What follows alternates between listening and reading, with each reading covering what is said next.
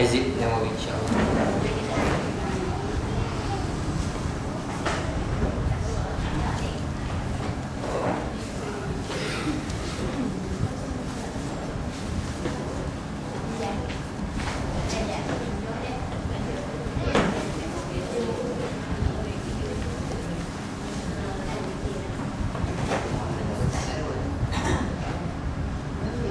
الفاتحة.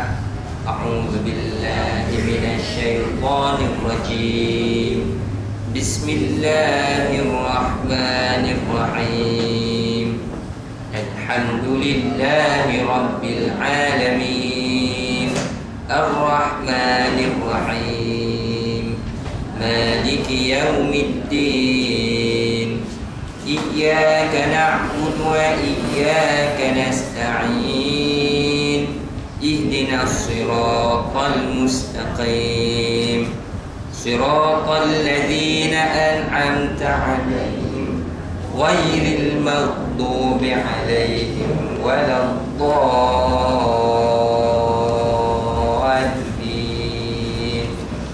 آمين. بسم الله الرحمن الرحيم. بسم الله الله أكبر الله أكبر الله أكبر. أقول على نفسي وعلى ديني وعلى أهلي وعلى أولادي وعلى مالي وعلى أصحابي وعلى أديانهم وعلى أموالهم ألف بسم الله الله أكبر الله أكبر الله أكبر. أقول على نفسي وعلى ديني وعلى أهلي وعلى أولادي وعلى مالي وعلى أصحابي وعلى أديانهم وعلى أموالهم ألف ألف بسم الله الله أكبر الله أكبر الله أكبر. أقول على نفسي وعلى ديني وعلى أهلي وعلى أولادي وعلى مالي وعلى أصحابي وعلى أديانهم وعلى أموالهم ألف ألف ألف لا حول ولا قوة إلا بالله العلي العظيم. بسم الله وبالله ومن الله وإلى الله وعلى الله وفي الله ولا حول ولا قوة إلا بالله العلي العظيم. بسم الله على ديني وعلى نفسي وعلى أولادي. بسم الله على مالي وعلى أهلي. بسم الله على كل شيء أعطانيه ربي. بسم الله رب السماوات السبع ورب الأرضين السبع ورب العرش العظيم. بسم الله الذي لا يضر مع اسمه شيء في الأرض ولا في السماء وهو السميع العليم. بسم الله الذي لا يضر مع اسمه شيء في الأرض ولا في السماء وهو السميع العليم. بسم الله الذي لا يضر مع اسمه شيء في الأرض ولا في السماء وهو السميع العليم.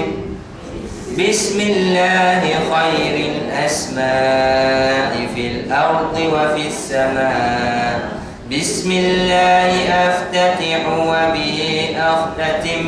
الله الله الله الله ربي لا أشرك به شيئا. الله الله الله الله ربي لا إله إلا الله الله أعز وأجل وأكبر مما أخاف وأحذر الله أعز وأجل وأكبر مما أخاف وأحذر الله أعز وأجل وأكبر مما أخاف وأحذر بك اللهم أعوذ من شر ما خلق ربي وذرأ وبرأ وبك اللهم أحترز منهم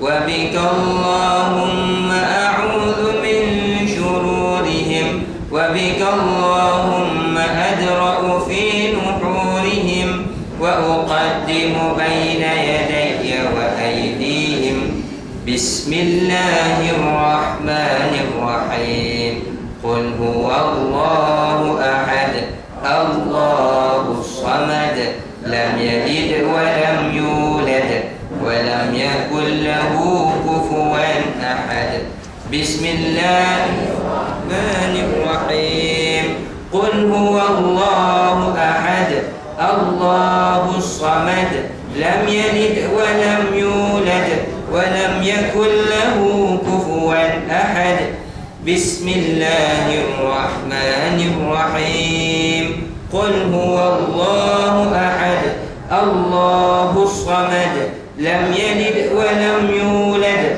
ولم يكن له كفوا أحد ومثل ذلك عن يميني وعن أيمانهم ومثل ذلك عن شمالي وعن شمائلهم ومثل ذلك من أمامي ومن أمامهم ومثل ذلك من خلفي ومن خلفهم ومثل ذلك من فوقي ومن فوقهم ومثل ذلك من تحتي ومن تحتهم ومثل ذلك محيط بي وبهم اللهم إني أسألك لي ولهم من خيرك بخيرك الذي لا يملكه غيرك اللهم اجعلني وإياهم في عبادك وعيالك وجوارك وأمانتك وحرزك وحزبك وكنفك من كل شيطان وسلطان وإنس وجان وباغ وحاسد وسبع وحية وعقرب ومن كل دابة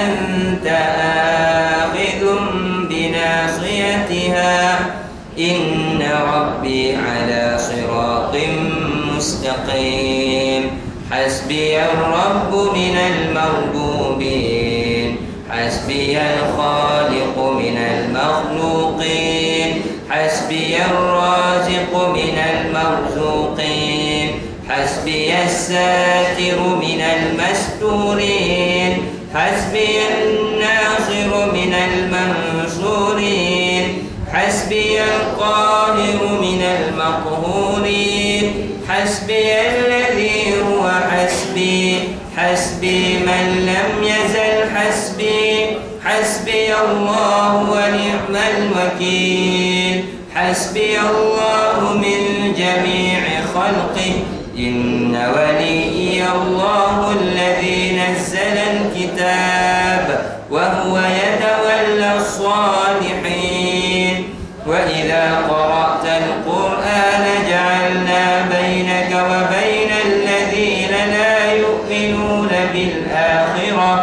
لا يؤمنون بالآخرة حجابا مستورا وجعلنا على قلوبهم أكنة أن يفقهوه وفي آذانهم وقرا وإذا ذكرت ربك في القرآن وحده ولوا على أدبارهم نفورا فإن تولوا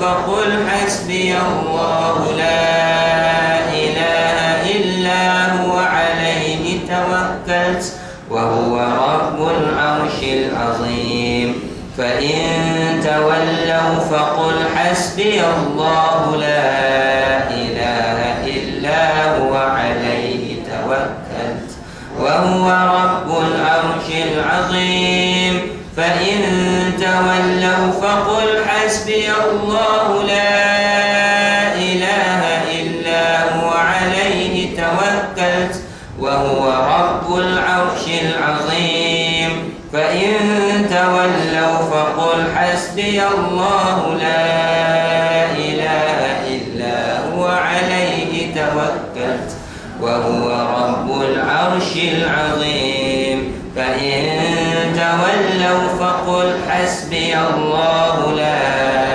إله إلا هو عليه توكلت وهو رب العرش العظيم فإن تولوا فقل حسبي الله لا إله إلا هو عليه توكلت وهو رب العرش العظيم ولا حول ولا قوة إلا بالله العلي العظيم ولا حول ولا قوة إلا بالله العلي العظيم ولا حول ولا قوة إلا بالله العلي العظيم وصلى الله على سيدنا محمد وعلى آله وصحبه وسلم أجمعين.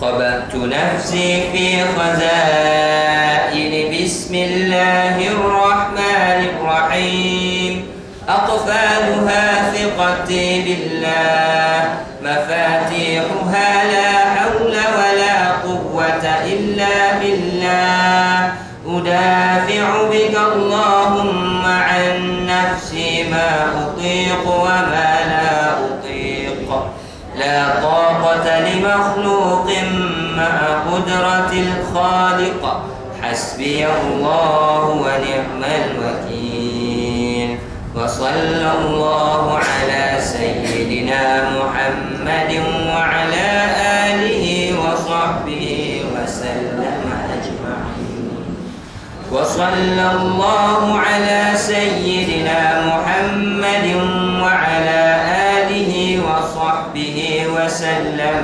أجمعين وصلى الله على سيدنا محمد وعلى آله وصحبه وسلم أجمعين. الفاتحة.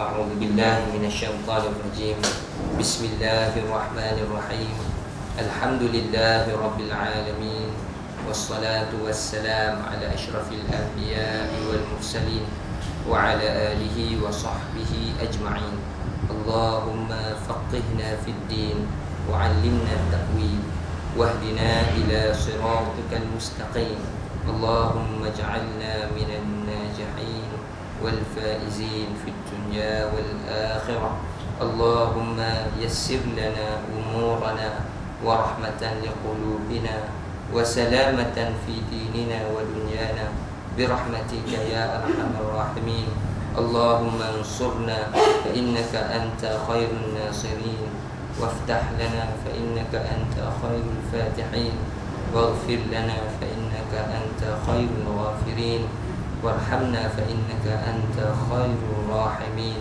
ربنا يسر لنا أمورنا يا الله يسر لنا أمورنا يا رحمن يسر لنا أمورنا يا أرحم الراحمين ربنا آتنا في الدنيا حسنة وفي الآخرة حسنة وقنا عذاب النار وصلى الله على سيدنا محمد وعلى آله وصحبه وسلم والحمد لله رب العالمين.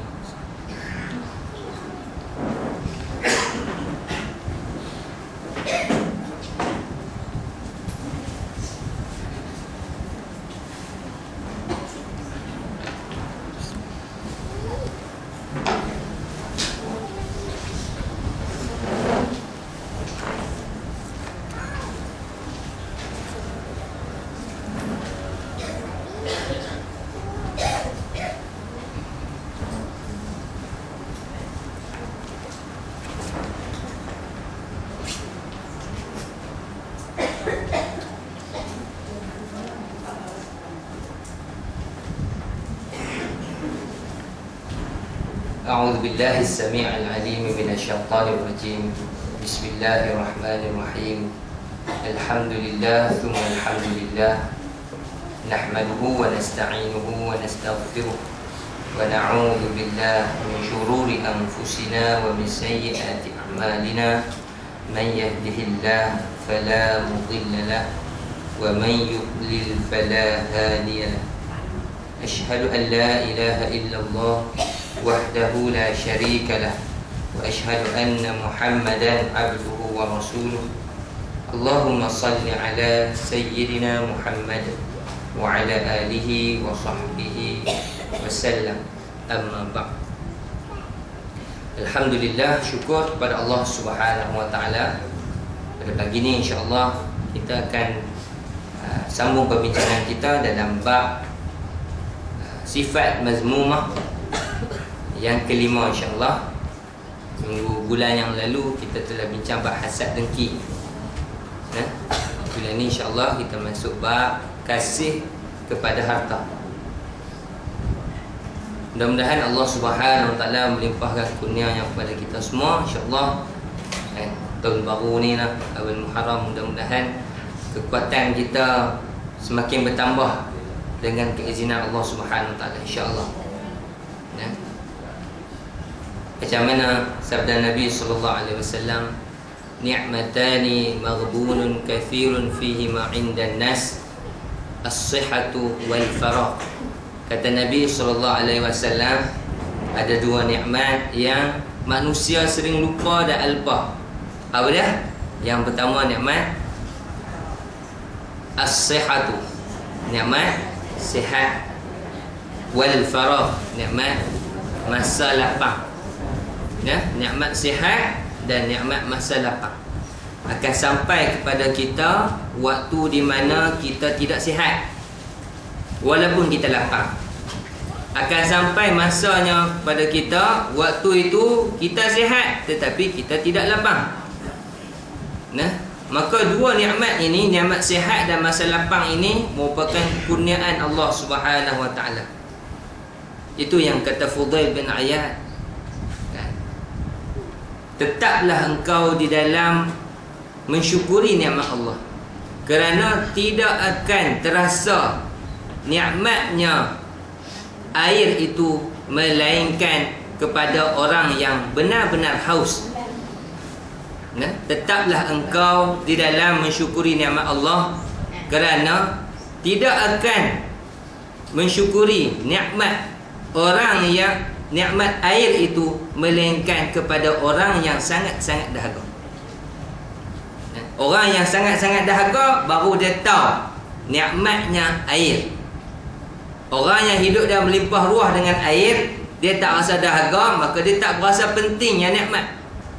Sopalah kita ni, kalaulah kita sakit, masa kita sakit baru kita berasa nikmatnya sihat. Sebab masa duduk tengah sihat, kita tak sakit, kita terlupa bahawasanya sihat itu adalah satu nikmat. Begitu juga masa lapang.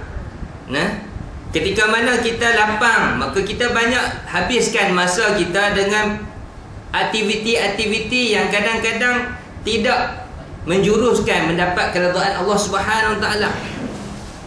Tetapi bila kita dah sibuk, masa itulah baru teringat. Masa itulah baru teringin nak buat ni, teringin nak buat ni, tapi tak ada nak buat macam mana. Tu yang tak main mengaji. Kan? Sebab apa? Kalau tak dan. Nah. Sebab tu kita nak kena ubah persepsi kita. Sobah jangan kuliah paksi ni lah. Nah, memang setakat 2 tahun, 3 tahun dah daripada memula kelas ni kita mulakan kan.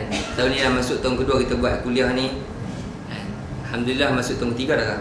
Tahun 2010 mula-mula tu 2011, 12 kurang 3 tahun. Lebih kurang kan. Biasanya tiap-tiap kali cuti sekolah kita akan drop. Akan ramai orang tak akan hadir. Kuliah kita tak akan penuh. Sebab apa? Sebab masing-masing ada komitmen sendiri. Maka kita tak nafi benda tu. Nah, maka cumanya kalau siapa yang masih ada kesempatan, maka jangan kita pernah lepaskan kesempatan kita. Orang yang mengaji, walaupun dia tak boleh main mengaji, dia tetap mengaji. Ingat tu. Nah, bukan kira dia tak boleh main mengaji, maknanya dia cuti secuti-cutinya. Nah, dia kira tutup buku tu nanti lah. Nah, dia holiday seminggu tak buka kitab langsung. Dengar ceramah pun tak. Tengok kat TV kuliah pun tak. Larat dah tu kalau macam tu. Nah, tapi orang yang mengaji dia tetap mengaji. Dia singgah pergi rumah anak dia, pergi kat KL contohnya. Kan, dekat rumah anak dia ada masjid, dan masjid tu bila dia pergi singgah semayang ada kuliah, dia tunggu juga dengar kuliah walaupun di tempat lain daripada tempat dia mengaji. Nah, kalaupun dia tak boleh nak hadir kat sini, dia hadir, pergilah ke tempat-tempat mana, sebab orang mengaji dia sentiasa mengaji. Nah, maka bagi kita yang ada dekat sini kan, adik-beradik mesti main balik ramai-ramai kan. Cuti-cuti anak-anak semua bakat main kan. Tak salah kalau kita nak ajak mereka, jomlah kita cuti-cuti ni, daripada duduk saja-saja mainlah kuliah. Boleh ubah persepsi tu, boleh ubah insya-Allah. Kan? Adik-beradik anak-anak tumpang duduk main ramai cuti sekolah ni, masa cuti sekolah ni apa kata main ikut mak, jom pergi mengaji. Kan? Kuliah paksi contohnya. Yang tu yang berat sikit. Nah. Kan, sebab cuti ni ramai-ramai ada fikir nak berjalan, nak pergi mana, nak kenduri lah. Tak apa. Nah, macam saya kata, orang mengaji dia sentiasa mengaji. Sebab tu saya takut akan sampai masa pada kita, masa tu kita sibuk. Kita nak pergi mengaji tapi kita memang sibuk, tak boleh nak pergi mengaji. Maka jangan tinggal mengaji. Ya. Macam ada seorang makcik yang saya jumpa kan, main mengadu kat saya, Ustaz, minta maaf lah Ustaz, makcik dah tak boleh dah nak main mengaji. Sebab apa? Nak buat macam mana? Suami tak sihat. Nah, suami tak sihat, duduk terlantak dah atas katil. Jadi siapa makcik lah nak kena urus dah. Jadi minta maaf lah tak boleh nak pergi mengaji. Nah, kita kena ingat, apa saja yang Allah Ta'ala bagi ini merupakan satu ujian pada kita. Siapa yang senang tak kena uji apa-apa, itu pun ujian. Nah, siapa yang senang dari segi duit tak ada masalah, dari segi hidup pun tak ada masalah, tak ada tekanan hidup, tak ada tekanan jiwa, anak-anak semua bagus, apa semua pekerjaan pun bagus, semua bagus, maka itu juga satu ujian Allah bagi dekat dia. Ujian mensyukuri nikmat Allah. Bagi siapa yang kena musibah, duduk senang-senang, tiba-tiba ditimpa musibah, ditimpa benda-benda yang dia tak berapa nak kenal, tapi dia terpaksa juga untuk redha, sebab Allah Ta'ala nak supaya dia redha akan apa yang telah Allah Ta'ala bagi kepada dia. Sebab dia duduk mengaji, dia ingat Allah Ta'ala bagi ujian tu dengan 3 tujuan kan. Sama ada litakdib, untuk mengingatkan kita, sama ada untuk litakrib, untuk mendekatkan kita kepada Allah Ta'ala, ataupun litakzib, untuk azab kita di atas balasan dosa yang kita buat. Maka orang yang mengaji ni, dia sentiasa hidup dia dalam keadaan muhasabah. Hidup dia dalam keadaan muhasabah. Walaupun dia sibuk, dia tetap akan memanfaatkan masa dia yang boleh dia raih pahala dia nanti sampai akhir. Ya. Sebab itu kita yang duk main kuliah, duk main mengaji, kan, kita kena ada amalan-amalan tertentu lah yang kita duk buat. Kan? Contohnya sebelum nak main taksat ni, kita semayang duha dulu kat rumah. Kan? Kita kuliah paksi satu lagi dekat Masjid Bandar Baru. Sementara nak mula kuliah pukul 9, pakat masuk dalam masjid, semayang duha dulu 2 rakaat paling kurang, sementara tunggu ustaz. Boleh? Boleh ha? Buat tak boleh? Daripada kita habis masa dengan duk bersembang kan? Kan? Daripada habis masa kita ni dengan duk apa-apa, bagus juga kita duk baca hizib, buka pelan-pelan. Kan? Subhanallah. Sebab apa? Saya takut akan sampai masa, memang akan sampai masanya kita ni akan diuji oleh Allah Ta'ala dengan 2 nikmat ni. Nikmat sihat dan nikmat masa lapang. Orang yang main mengaji paksi, rata-rata umur dia 40-an ke atas. Nah, dan rata-rata muslimat. Muslimin, alhamdulillah ada juga. Muslimin dia generasi baru. Alhamdulillah. Nah, kalau kita pergi kat Paksi Kulim, depa lebih kurang average depa dalam 600-700 orang. Depa buat kuliah dekat Dewan Seri Kulim, Dewan Kulim. Nah, majlis punya. Dia sewa kat situ. Tiap-tiap kuliah mereka ni ada lebih kurang 600-700 orang. Pernah juga dalam 800 orang.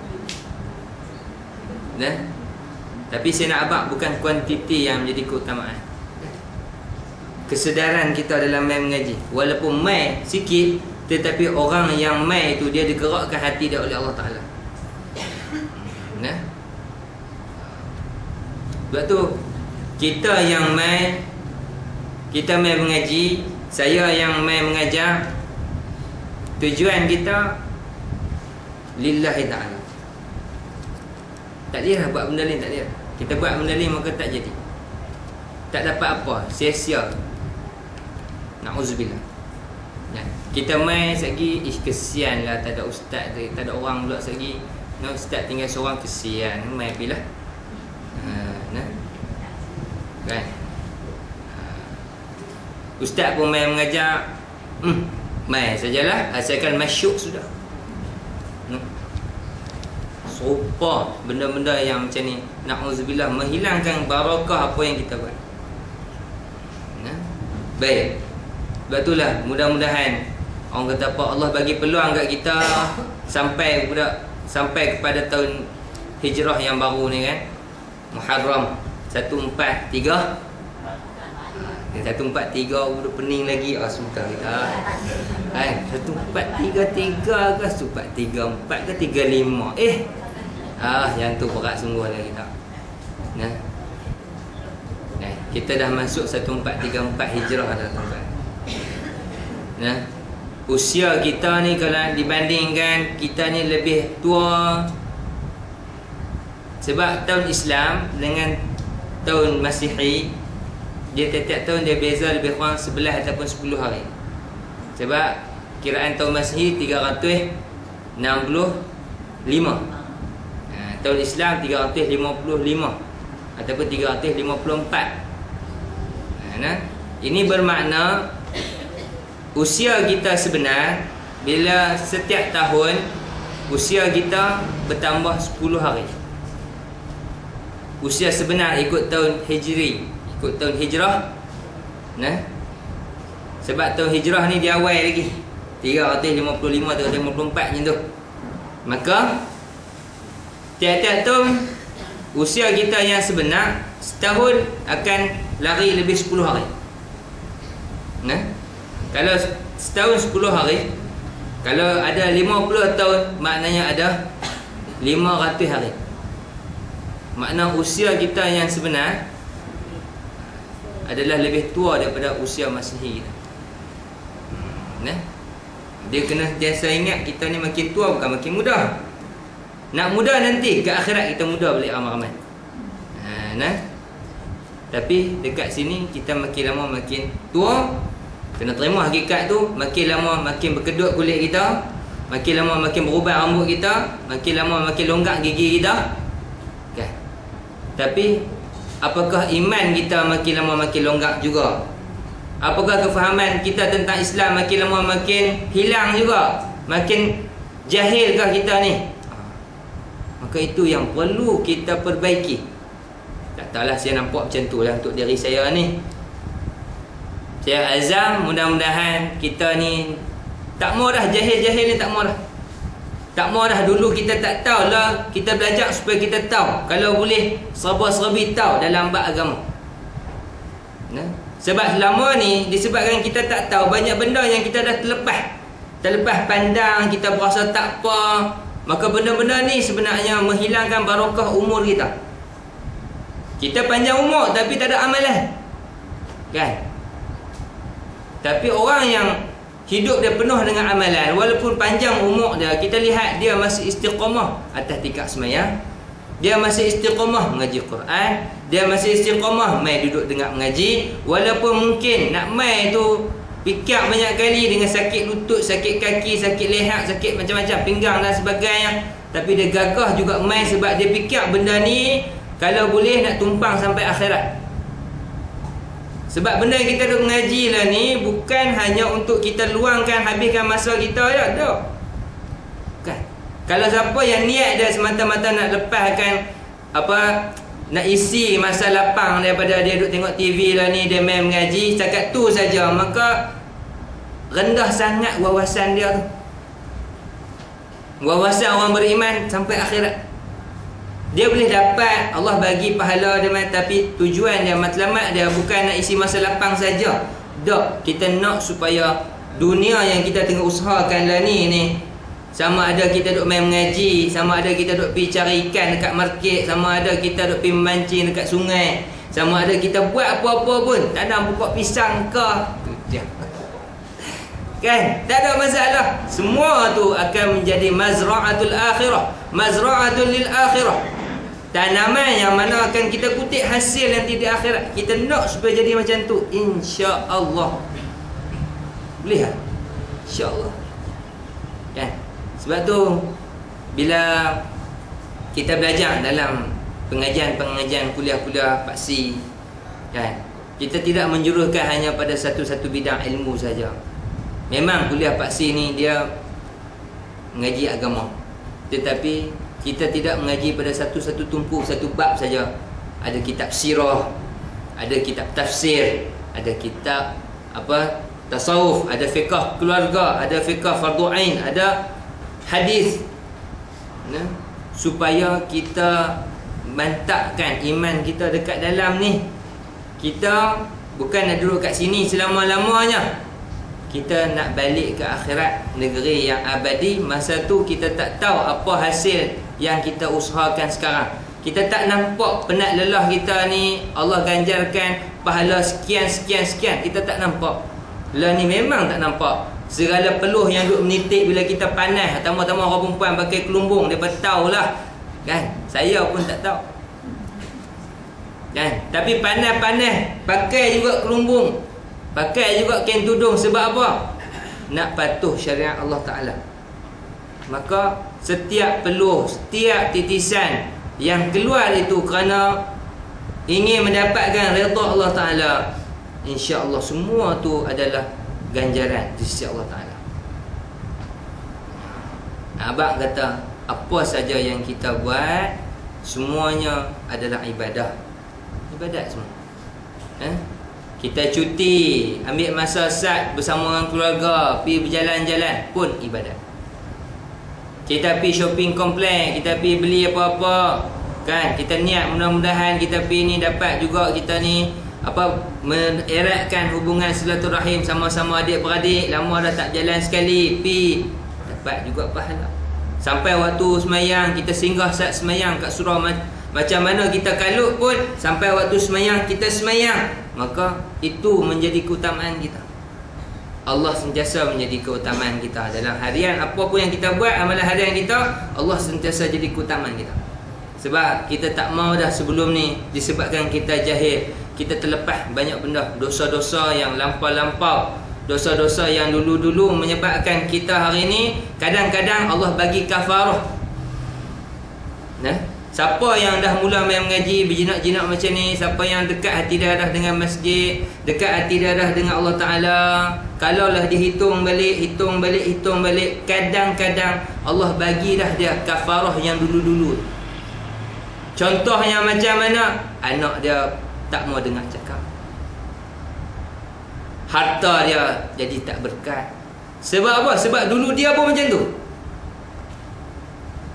Dulu dia pun macam tu. Bila dia lah ni dah bertaubat dah, jauh dah benda-benda yang macam tu, dia melihat anak dia ikut jalan yang macam mana dia buat dulu, maka menjadi fitnah balik kepada dia. Tapi ingatlah, di sebalik ujian itu semuanya ada hikmah pada Allah Ta'ala. Kita nanti sebelum nak mati mungkin ada di kalangan kita yang Allah bagi kita sakit, maka sakit itu mengampunkan dosa. Bila kita terdesak, tak ada duit, rasa sempit, rasa hutang keliling pinggang, duk fikir tak tahu macam mana nak bayar, maka ada hikmahnya di sebalik itu. Allah mudahkan urusan kita kalau betul-betul kita sandarkan apa yang kita usahakan ni kerana Allah Ta'ala. Sebab tu kalaulah insya-Allah kita faham yang ini, dunia, harta, semua-semua apa yang orang lain duk ligan, orang lain duk kejar, dia tidak menjadi fitnah kepada kita. Tak jadi fitnah. Sebab kita memanipulasikan, memanipulasikan. Kita yang mengkonquer, kita yang menguruskan hal ehwal dunia kita dalam keadaan kita ingat Allah yang menguruskan kita.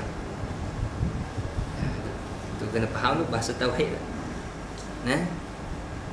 Bukan kita yang tadbir, tetapi Allah yang Maha pentadbir. Kita tadbir tetapi berdasarkan apa yang Allah Ta'ala aturkan yang terbaik dalam pentadbirannya untuk kita. Kita rancang macam-macam, kita plan nak buat macam-macam, tetapi kudrah dan iradat itu, kemampuan itu ada pada Allah Subhanahu Wa Ta'ala. Allah bagi pada kita, baru kita boleh buat. Sebab tu tak boleh kita ni nak mengungkit, tak boleh kita ni nak menyombong dengan apa yang telah hasil yang kita capai, sebab kita ni adalah milik Allah. Baik. Jadi sekadar muhasabah diri, ingatan untuk diri saya sendiri juga, dan kita semua yang ada kat sini, mudah-mudahan kita semua terus istiqamah untuk hilangkan kejahilan yang ada dalam diri kita, termasuklah saya sendiri pun. Kita dulu pun jahil serupa itulah juga. Tapi alhamdulillah Allah sayang dekat kita, Allah kenalkan kita dengan tempat-tempat yang sebegini. Allah nak supaya kita jadi baik. Betul macam mana Nabi sabdakan, man yuridillahu bihi khairan yufaqihu, sambung. Alhamdulillah. Kan, man yuridillahu bihi khairan yufaqihu fid din. Siapa yang Allah nakkan bagi kebaikan kepada dia, Allah akan bagi kebaikan dia, Allah akan bagi dia faham agama. Kalau mula-mula dia akan dapat faham agama, dapat faham agama, semua urusan dunia ada, alhamdulillah, insya-Allah. Baik. Jadi hari ini kita nak bincang satu benda yang kadang-kadang orang anggap benda ni remeh sebab selalu dah duk sebut. Tetapi bagi saya benda ni merupakan satu perkara yang sangat berat. Sebab kita terikat, kita tersimpul dekat dah. Kita nak lari, tak apa nak boleh. Memang tak boleh nak lari. Apa dia? Harta. Harta. Yang ni kita nak bincang bab kasih kepada harta, yang mana harta ini merupakan satu, orang kata no money no talk. Kalau siapa nak masuk Minang awal-awal tu, orang kata ni ada duit, no money no talk. Awal-awal puji macam tu, orang masuk Minang pun pick up kali. No money no talk lah. Mana tak ada duit tak boleh nak sembang. Ada duit baru boleh sembang. Hari ni zaman duit. Ada orang berpendapat duit ni merupakan segala-galanya. Punca kebahagiaan adalah duit. harta. Nah, tetapi bagi kita sebagai orang yang beriman, nah, harta merupakan salah satu nikmat kurniaan Allah Taala. Harta dia nikmat, tetapi nikmat berbentuk ujian. Nah, Allah bagi nikmat dalam keadaan Allah uji kita. Maka orang beriman, bila dia dapat harta, bila dia dapat nikmat, dia akan mensyukuri nikmat Allah Taala, kerana dia tahu la in syakartum la azidanna. Tapi wala in kafartum inna azabi lasyadid. Orang yang beriman dia tahu apabila dia bersyukur Allah pasti tambah nikmat. Tapi kalau dia kufur, tunggulah azab Allah Taala amat pedih. Maka dia beringat. Maka orang beriman keadaan dia ad-dunya sijnul mu'min wa jannatul kafir. Orang beriman ni dia ingat dunia ni adalah penjara bagi orang beriman. Nah, syurga bagi orang kafir. Kita berasa terpenjara. Ish, tak berasa pun ustaz nah. Macam mana? Yang kata penjara, dunia ni bagi orang beriman macam penjara. Apa maksud dia? Maksud dia kita nak buat apa, kita terangkum dalam hukum. Ada haram, ada halal, ada wajib, ada makruh, ada harus, ada sunat. Kita buat satu-satu perkara, ada benda yang kita kena jaga. Kita nak makan satu benda, ada benda juga kita nak kena jaga. Sebab itu bagi orang beriman, dunia ni umpama penjara. Dia nak buat tapi tak boleh nak buat lagi. Bukan tak dia nak buat, tak boleh nak buat lagi. Bila yang boleh buat, nanti di syurga. Masa tu pulun nak buat apa, buat. Nah, masa tu teringin nak minum arak, minum apa dalam syurga. Nah, sebab di syurga memang ada sungai arak, sungai susu, sungai madu. Masa tu nak minum arak, nak tunggang sampai berapa tong pun, tunggang lah. Sampai tergolek-golek pun. Di syurga. Jangan salah faham. Ya Pak Ustaz Zaki suruh minum arak, astagfirullahaladzim. Bukan. Di syurga. Betullah ni, apa-apa yang kita dapat merupakan ujian daripada Allah Ta'ala lah. Ujian. Tak salah kita kejarkan dunia, tak salah kita kejarkan harta, tetapi kena ingat, apa yang kita kejarkan itu mestilah membawa manfaat sampai akhirat. Kalau apa yang kita kejarkan itu menyebabkan terfitnah kita di akhirat, kita mendapat bala Allah, mendapat musibah nanti di akhirat, maka jangan kita duk pulul. Walaupun semua orang pulul, walaupun semua orang duk kejar yang tu, maka akhir zaman akan berlaku banyak fitnah. Baik, kita baca kitab kita, muka surat 55 insya-Allah. Bismillahirrahmanirrahim. Kasih pada harta. Tiada salahnya. Mula-mula sekali dia kata, tiada salahnya memiliki harta dan kemewahan hidup. Tak salah ada harta dan kemewahan hidup, tak salah. Tetapi kemewahan yang membawa kepada sifat bakhil, tamak, halubah dan juga membazir dibenci oleh Islam. Agama kita menuntut orang yang kaya dan berada menunaikan tanggungjawab kepada masyarakat seperti bersedekah, berzakat dan membelanjakan harta di jalan Allah.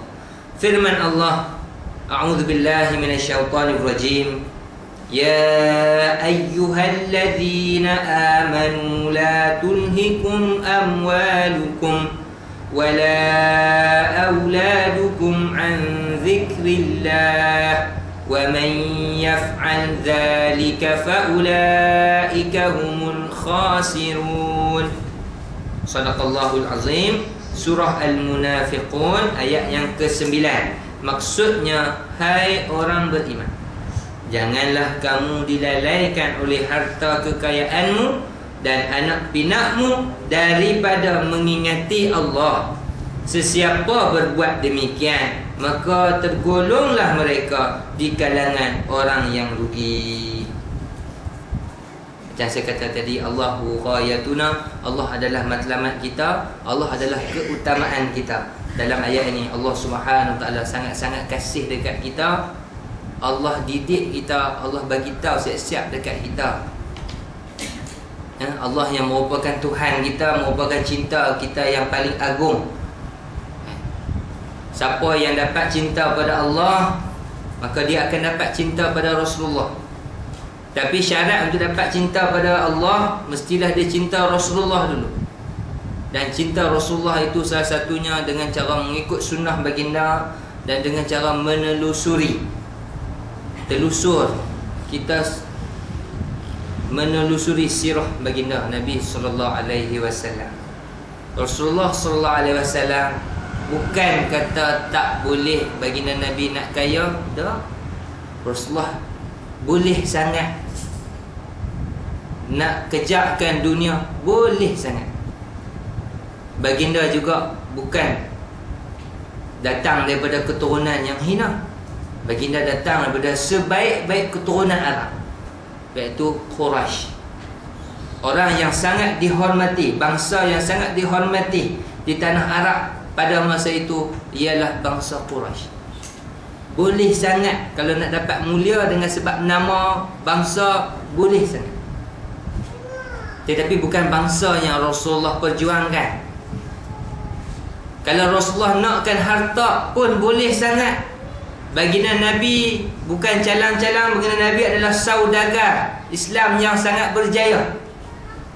Nah, kita baca dalam sirah sebelum baginda Nabi diangkat menjadi Rasul, utusan Allah Ta'ala, baginda Nabi bekerja dengan Sayyidatina Khadijah, yang mana membawa kepada perkahwinan baginda dengan Sayyidatina Khadijah.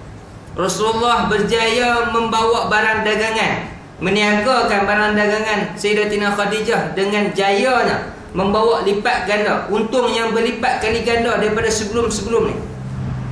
Nak habaq kata Rasulullah juga tak tinggal dunia, tapi bukan dunia menjadi matlamat baginda, bukan.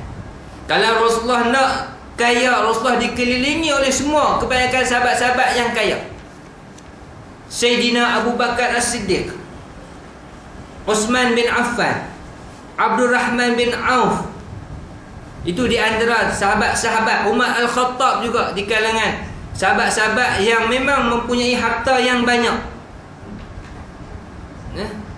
Sehingga kan dalam peristiwa hijrah, kalau kita tengok Rasulullah sallallahu alaihi wasallam ketika mana Rasulullah lepas pada berlindung daripada Gua Sur, kan, masa peristiwa nak pergi hijrah, kan, Rasulullah berlindung di Gua Sur dengan Sayyidina Abu Bakar As-Siddiq.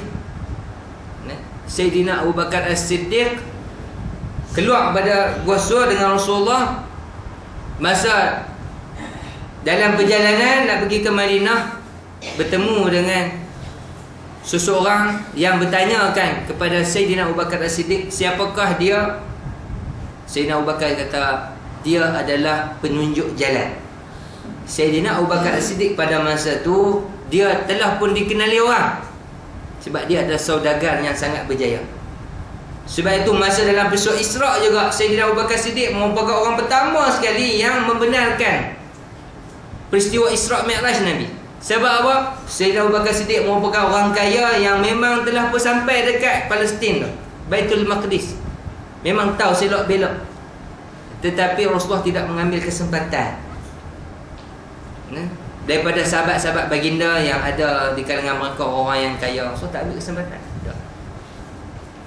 Sayyidina Umar pernah masuk dalam rumah Rasulullah. Tengok Rasulullah dalam rumah hanya ada kain yang lusuh, tak ada apa, kosong dalam rumah, kosong. Dan ada buah tamat sikit, sebiji lah kalau tak salah saya. Sayyidina Umar menangis. Lalu Rasul tanya dekat Sayyidina Umar, kenapa kau menangis wahai Umar? Bagaimana saya tidak menangis melihat seorang pemimpin bagi orang Islam tidak ada apa dalam rumah dah, tak ada apa. Sepatutnya baginda Nabi ni kira raja orang Islam, kira baginda Nabi lah yang paling kaya, sebab dia merupakan raja orang Islam seluruh dunia. Tetapi bukan itu yang menjadi keutamaan baginda Nabi. Yang menjadi keutamaan baginda Nabi adalah untuk menyampaikan risalah